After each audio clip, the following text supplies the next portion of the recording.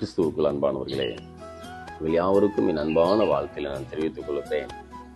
இந்த காலை வேளையிலே சிறிது நேரம் தியானம் செய்வதற்காக எடுத்துக்கொண்டுள்ள ஆண்டவருடைய வார்த்தை, ஆவியில் எளிமை உள்ளவர்கள் பாக்கியவான்கள், பரலோக ராஜ்யம் அவர்களுடைய.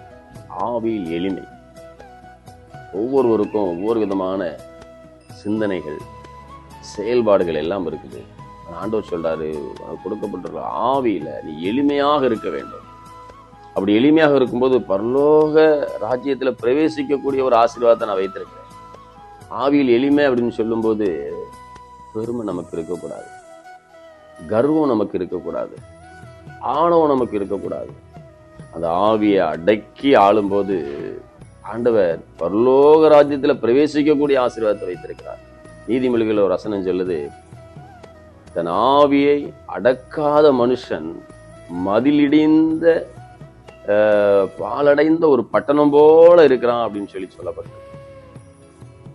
ஆவி அடக்காத மனுஷன் மதிலிடிந்து கிடக்கக்கூடிய ஒரு பட்டணம் அப்படின்னா, அந்த பட்டணத்துல ஒரு பாதுகாப்பு கிடையாது, ஒரு சந்தோஷம் கிடையாது, ஒரு சமாதானம் கிடையாது. அப்படிதான் ஆவி அடக்காத மனுஷன் என்று சொல்லப்பட்டிருக்கு.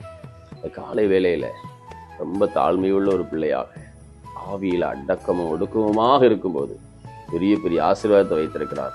அந்த ஆசீர்வாதத்தை பெற்று மகிழ்வோம். ஆண்டவர் நம்மை ஆசீர்வதிப்பாராக. ஆமென்.